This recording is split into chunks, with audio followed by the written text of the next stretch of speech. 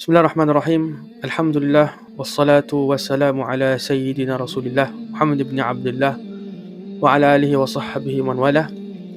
Jadi pada part 2 ni kita sambunglah perjalanan Nabi SAW, perjalanan Isra Rasulullah SAW. Setelah Nabi SAW dan Malaikat Jibril dan Buraq itu, mereka atau Nabi SAW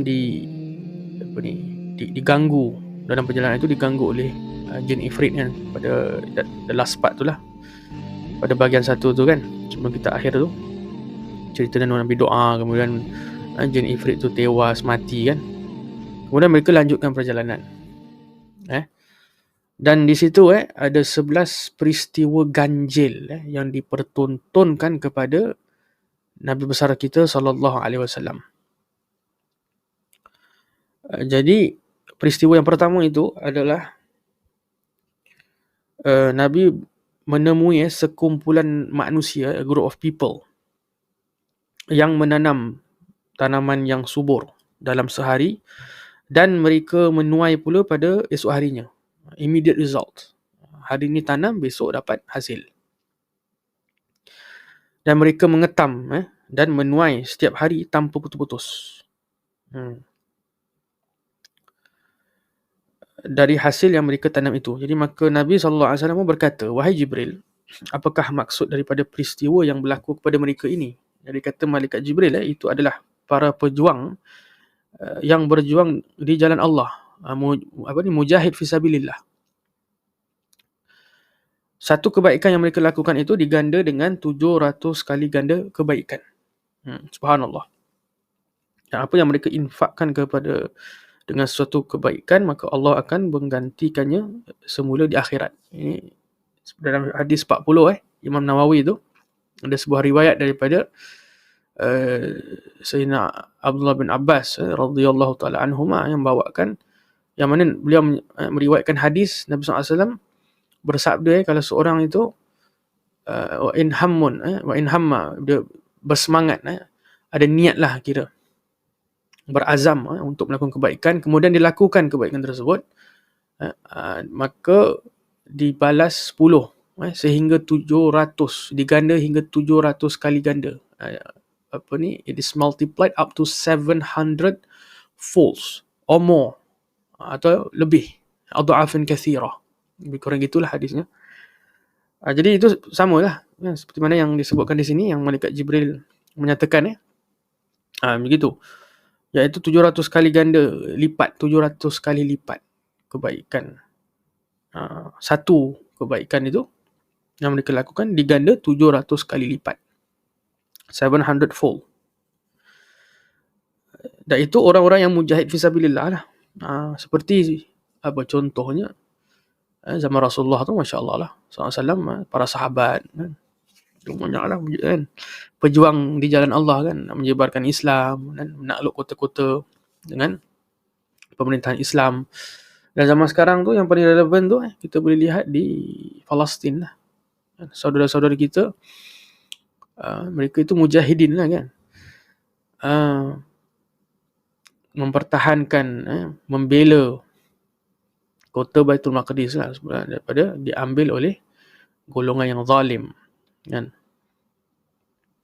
Mereka sanggup bermati-matian lah, kira jadi syuhada lah kan.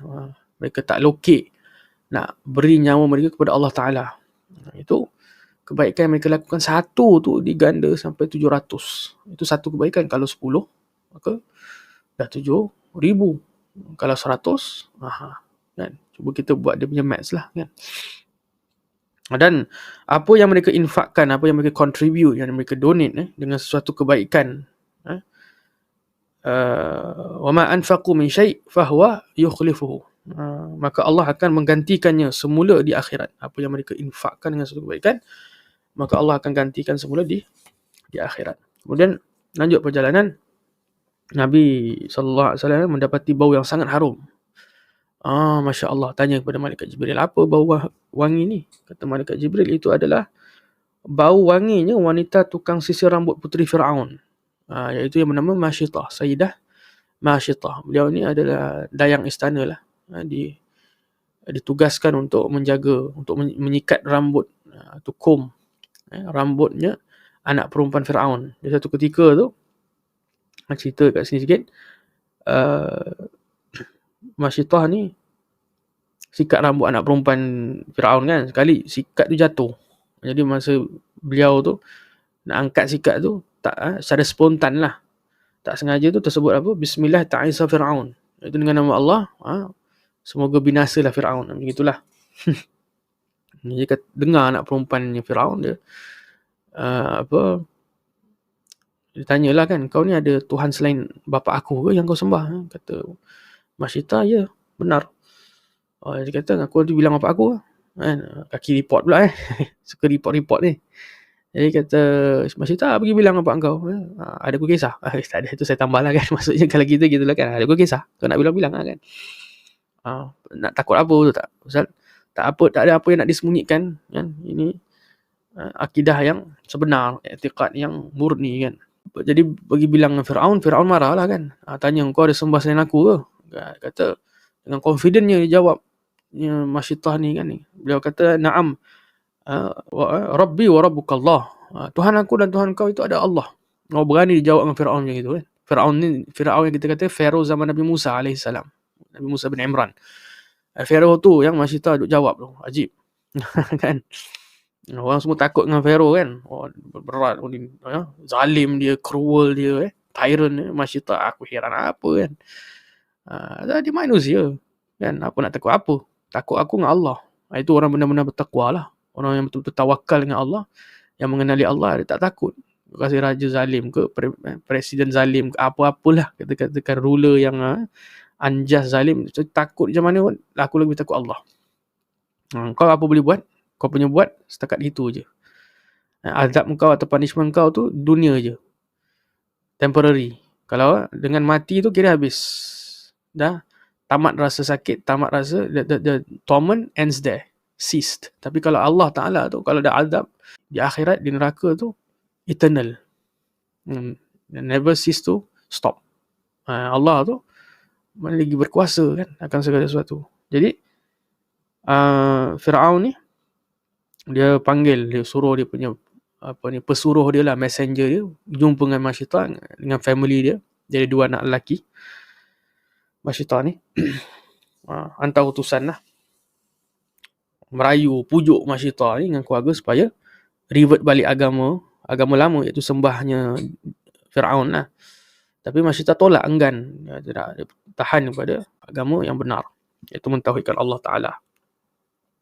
Tak makan pujuk lah. Pujuk ke nak apa, tak heran.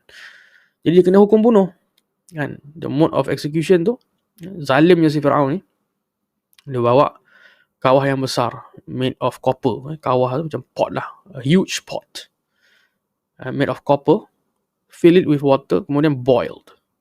Kalau copper tu kan, boiling water tu dalam copper pula, panas gila lah kan, kata kan, panas sangat lah. Campak dia orang, throw them in that boiling pot of water. Jadi kena buang satu persatu sampai giliran Masyitah, yang masa tu menyusui anak dia.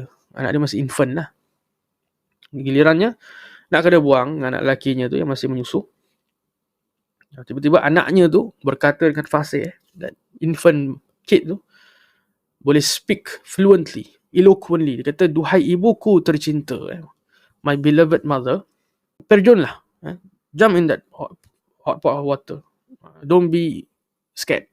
Jangan khawatir, jangan cemas. Do not be worried. For indeed you are on the righteous path, kata budak tu. Maka Masyitah pun lompat dengan anak dia, kesemuanya jadi syuhada.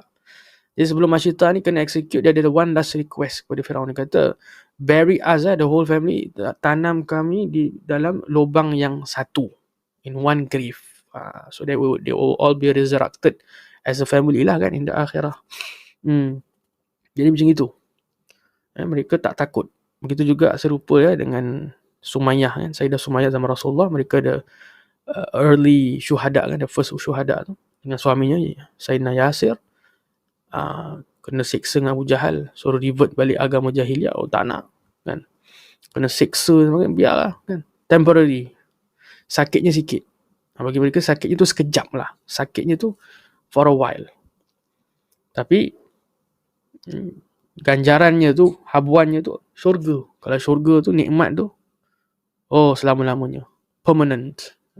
Tapi itulah kan, mata hati diorang tu subhanallah, ditarbiah oleh Rasulullah SAW pula kan. Ditunjuk ajar oleh Rasulullah SAW. Hati mereka tu tauhid lah tu, tauhid kan. Terus Nabi SAW tu ajar pada peringkat awal Islam tu diterapkan tauhid tu lah kan. Conviction kan. I'tiqad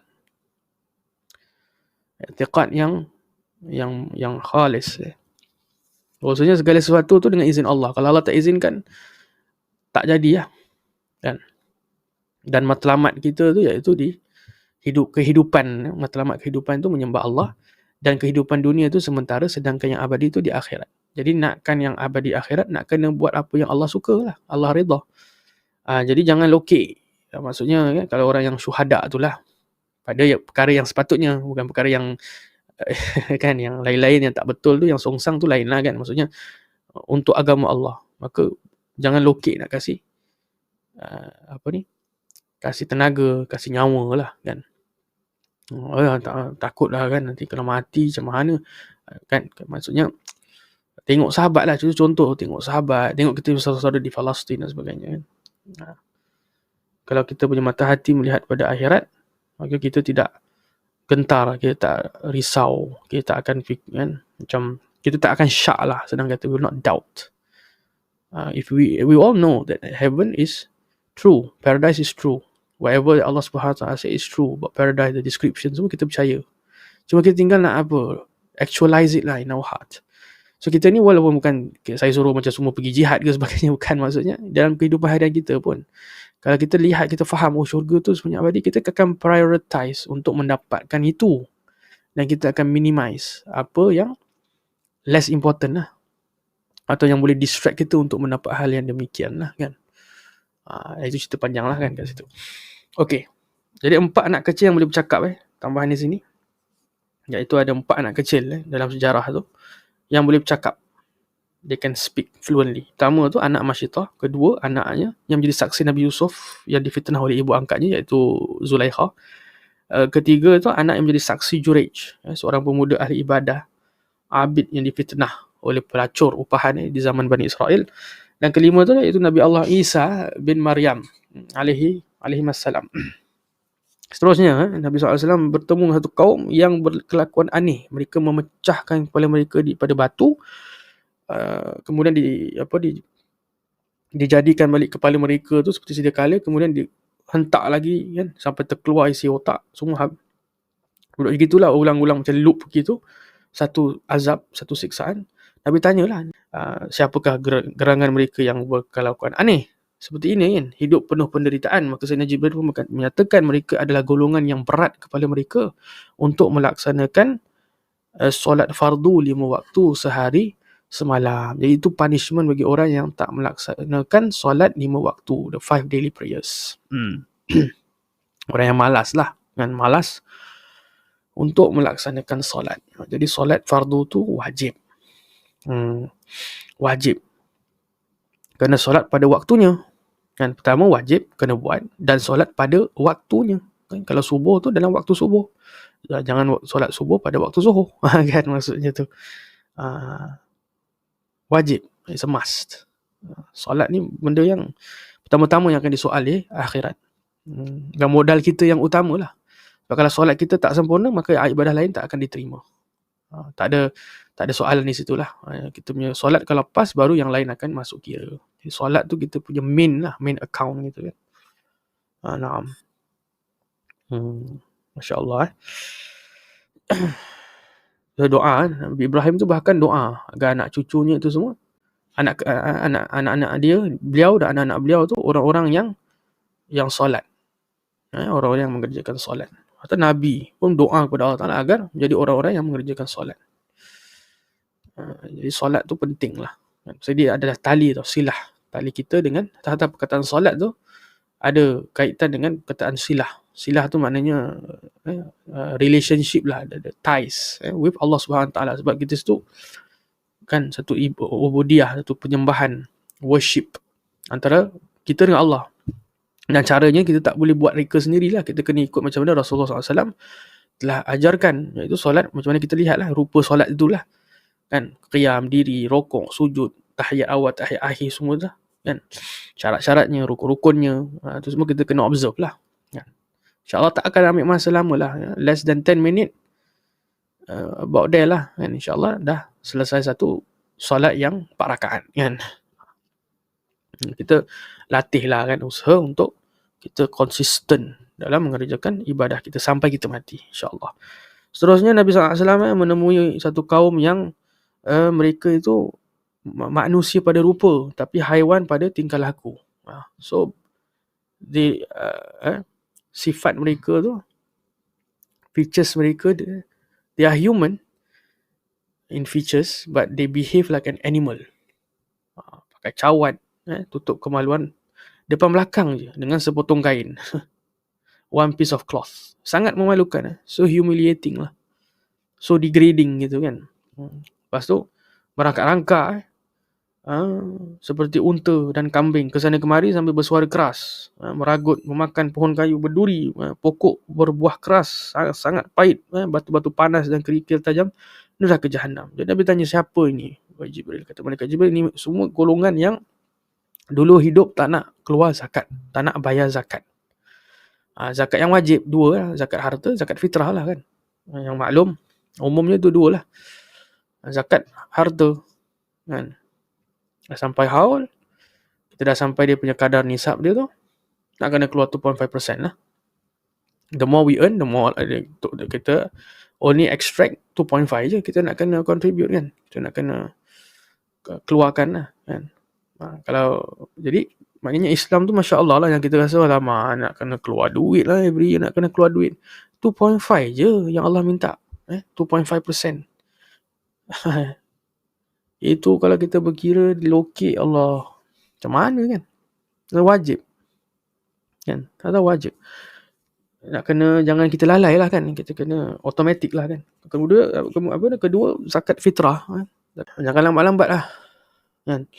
Zakat fitrah berapa kan, ikut dia punya kadar lah kan, dia punya tu harga dia tu,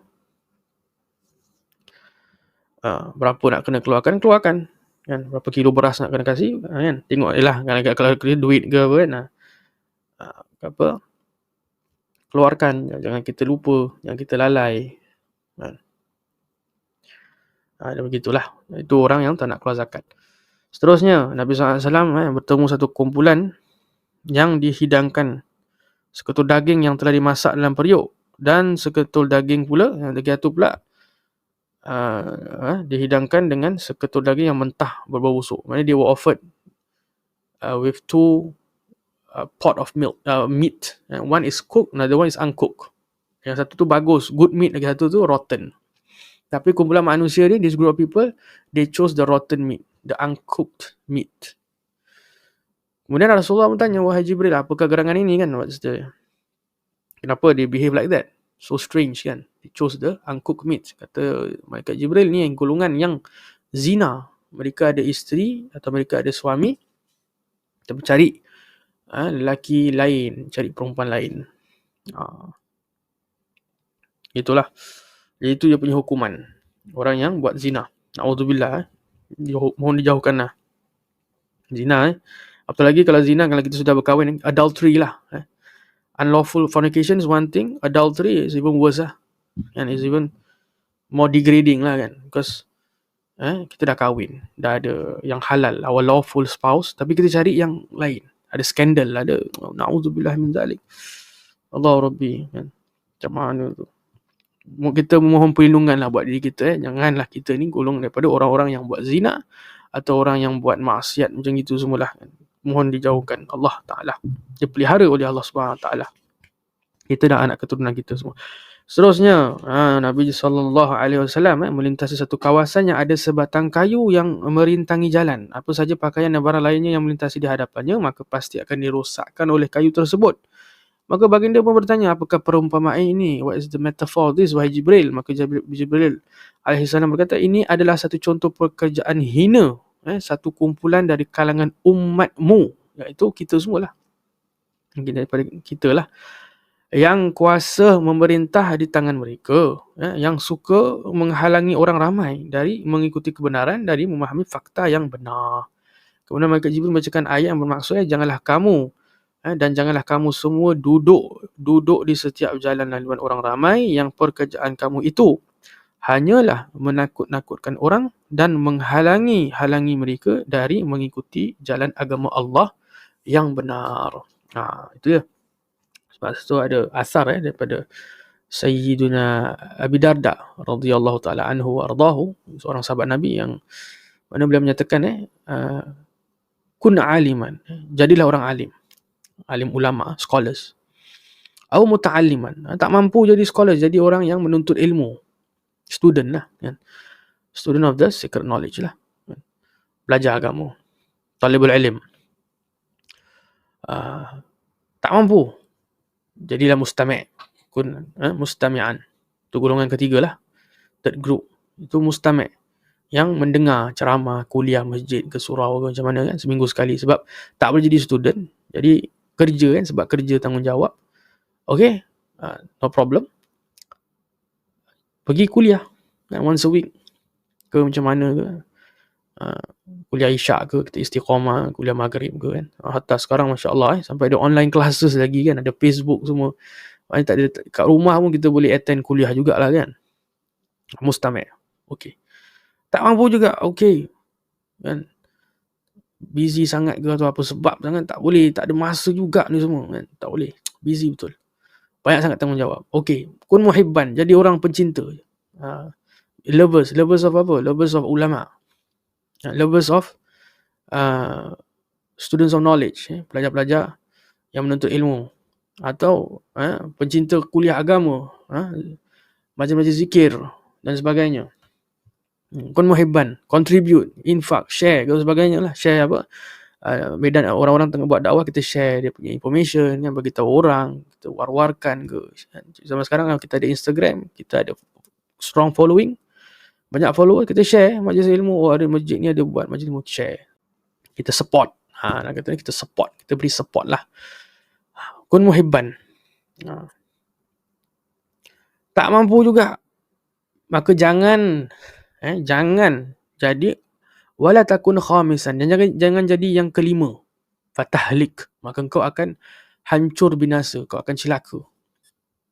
Iaitu orang yang apa? Orang yang tak suka alim ulama, na'udzubillah, benci alim ulama, benci orang yang penuntut ilmu, benci orang yang hadiri kuliah agama dan sebagainya, benci ada kuliah agama, benci ceramah, benci, semua benci.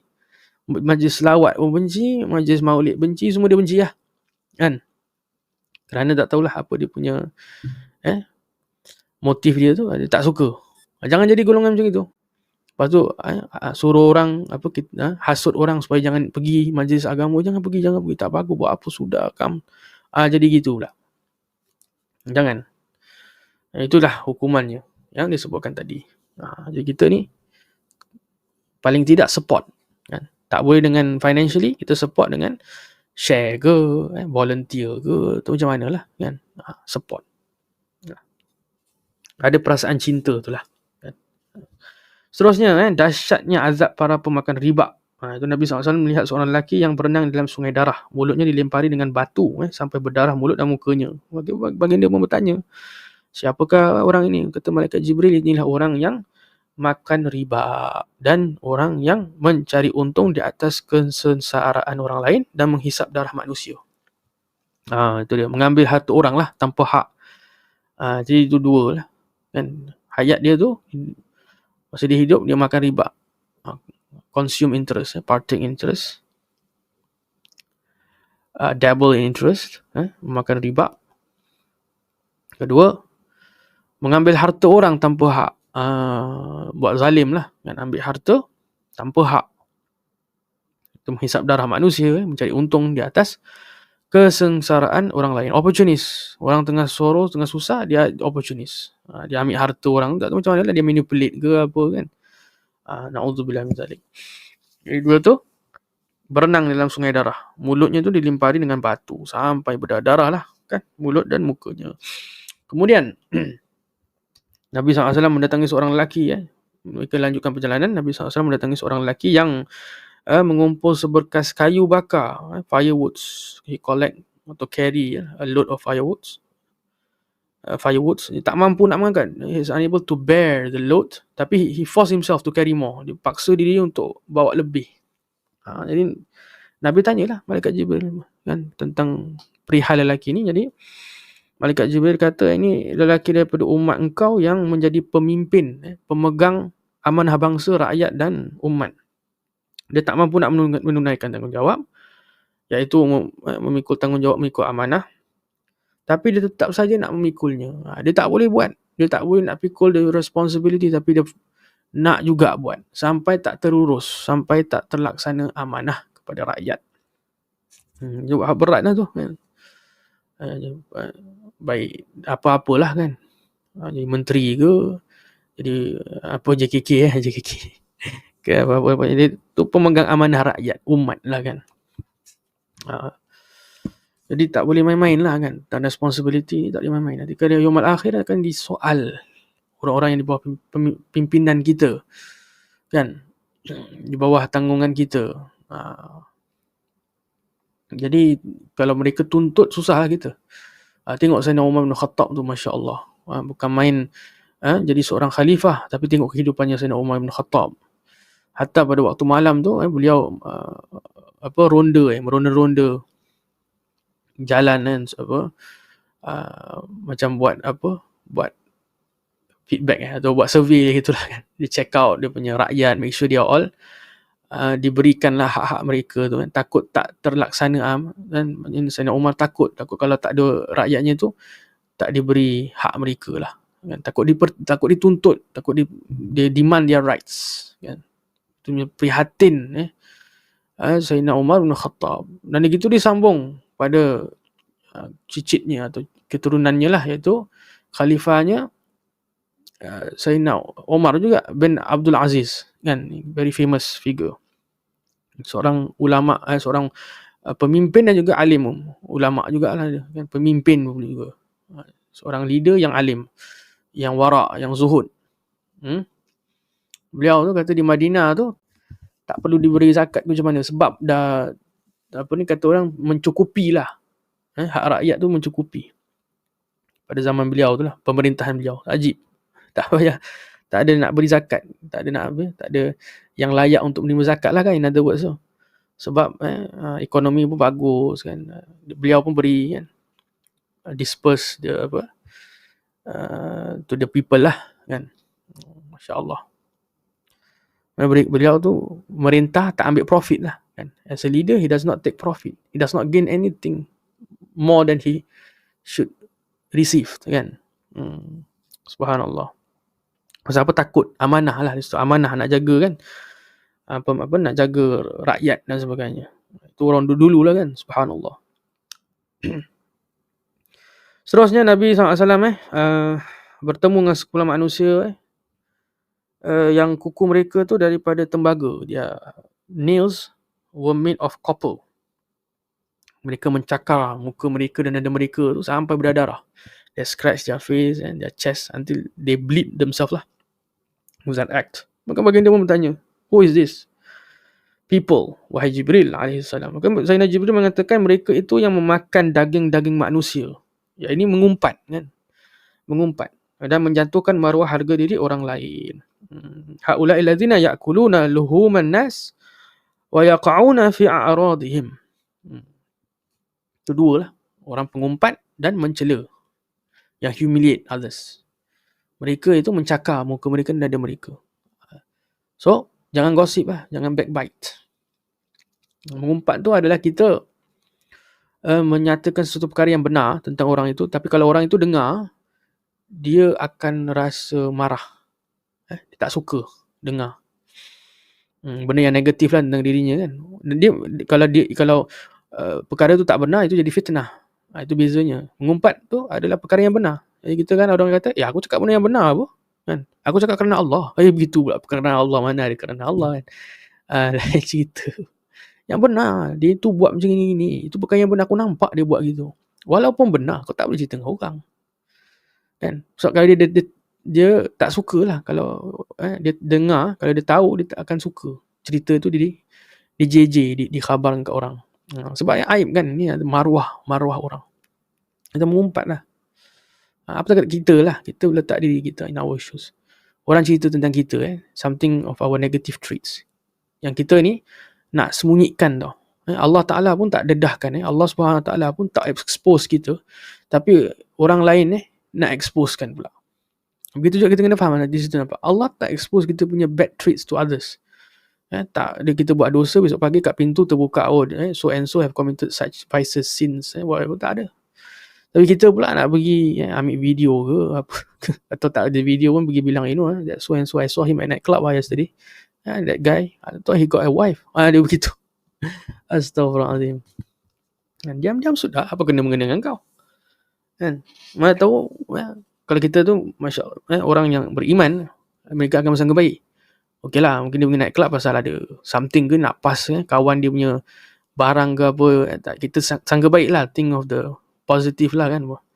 Atau kalau orang pun kan, orang yang buat dosa lah, kita kata dia ni pergi nightclub apa pil, mana tahu dia balik dia bertaubat ke tahu kan.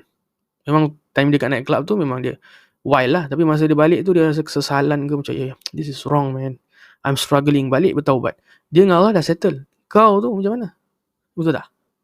Yang kau pergi cerita tentang hal dia kat orang lain, pertama kau buruk sangka kepada dia, kedua kan, yang ni kedua kau cerita hal dia kat orang lain, sudah mengumpat. Dan kalau kau tegur ke dia depan halayak ramai pun, itu mencela namanya kan. Engkau ni ahli maksiat, engkau tak tahu malu ke apa ni, ahli neraka, kau tahu tak neraka depan orang. Kau malukan dia, kau jatuhkan maruah dia. Niat kau nak ubahkan dia kan, dakwah lah konon, dakwah step sok tahu kan dakwah konon, tapi cara tak betul. Macam mana? Jadi termasuk golongan yang pencela, yang menjatuhkan atau mengaibkan orang. Dalam Al-Quran Allah berfirman wailul likulli humazatil lumazah. Dan surah Humazah itu tu bencana, wail bagi orang yang pencela dan pengumpat. Allah dah kasih warning kat situ. Jadi itulah. Seterusnya. Akhir sekali tu orang yang mengumpat tu, orang yang diumpati kan. Orang yang kena backbite, yang kena gossip tu, di akhirat dia akan tuntut hak dia. Jadi kita ni yang mengumpat ni will render us bankrupt lah. Kan, so our good deeds tu transfer to his account or her account, yang orang kita mengumpat itu. Melainkan kalau kita ni minta halal lah, kita make amends lah dengan dia, minta maaf dan sebagainya, itu lain lah kan, terlepas lah ke akhirat. Kalau tidak, na'udzubillah. Jadi dia punya risiko tu tinggi lah kan, tak worth it. Seterusnya, Nabi SAW ini yang peristiwa yang ke-11 lah, yang terakhir tu. Nabi SAW mendatangi sebuah lubang yang kecil. Lubang tu keluar seekor lembu jantan yang besar. Lembu tu berusaha untuk masuk kembali ke lubang yang ia keluar tu, yang lubang yang kecil tu. Dia dah keluar, nak masuk balik, tapi tak boleh masuk. Sebab lubang tu kecil kan. Dia keluar daripada lubang tu, tapi nak masuk balik dia tak boleh. So lembu tu besar, lembu jantan tu.